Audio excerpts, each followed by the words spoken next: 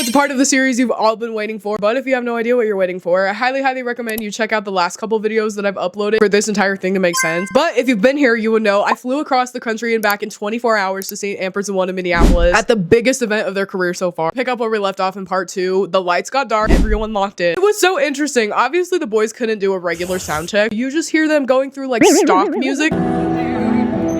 Lighting situation was kind of weird. There were 7 pillars that would focus on each member, and it was really cute. A couple minutes before the concert started, it said welcome Andy. But we're gonna go back in time a couple hours every 20 minutes for the next couple of hours up until the show started. God would just play once every 20 minutes. What was really interesting was, if you heard me mention earlier, there was paid VIP tiers if you did want to meet the boys. These tickets sold out immediately. No one was able to get their hands on these tickets. I even tried getting high touch at one point. They took the VIP line all over the mall. You just saw massive crowds of people going from this bottom level all the way to the top. Where I was sitting on the first level that wasn't the floor, so the first balcony, look up to the side and there was a ginormous line of VIP people that were waiting to go into this meeting room where they would actually go meet Ampers. And that's where they were doing all the selfies, group photo, fan sign, all the artist engagement. They would just loop the fans through the same room over and over again until all the engagements were done. And I don't know how the fans got on the floor. I'm assuming it was through the escalator in the back and they were just doing crowd control. It's kind of what it looked like from where I was sitting. There were a lot of safety concerns that I had. First of all, this was an open mall, public space. Boys were walking without security, or they didn't have enough security, they would have been cooked. I was getting anxiety for them. I didn't know what they were walking out to. I don't think anyone did. We'll get to the whole security thing in a little bit, but they actually went all out with the security. It made me very nervous for how the boys were gonna go down, because I'm not even kidding, every foot you would walk, there would be an Andy. I wouldn't have said this if they didn't say this publicly. They did go and explore the mall the day before, just like out on the loose on their own. I didn't hear any stories about them getting mobbed, anything bad happening to them, so they just got to freely explore the mall. Now time was ticking. We're probably an hour out from the show, and they start letting in all the VIP fans onto the floor. They queued them around the gate where they were gonna let them in on the floor. They started letting them in and no one was moving. No one wanted to move all the way down. The barricade was huge. If I had to guess, the barricade probably held, I don't know, maybe 70 to 100 people. Everyone wanted center barricade because they thought, oh, nothing's gonna happen if I go on the end. That wasn't true at all, and you'll see with the later footage what happens with that. Watching it from the balcony and we're like, oh shit, because I'm worried someone's gonna get hurt. Eventually they got it figured out. To the side where I was, I mentioned before that I was on the left side where the green room was. The green room kept falling apart. God, what if they're like changing or something and it like falls in on them? The crowd starts filling up like crazy. It's starting to be a tight squeeze. Bystanders start crowding in or just pushing their way to the barricade. It did not matter what level you were on. I wanted to obviously jump around and have a good time, but sometimes it was way too tight. Nonetheless, it was really exciting seeing all those people show up for that. They have these giant racks with all of their clothes on it, and you see staff wheeling all their clothes, snacks, food, water, and it was a very tiny green room. I don't know how they fit all those people in there. No lights go dim or anything. Out of nowhere, I see these 7 really tall blue figures walking from a distance, and I'm like, oh shit,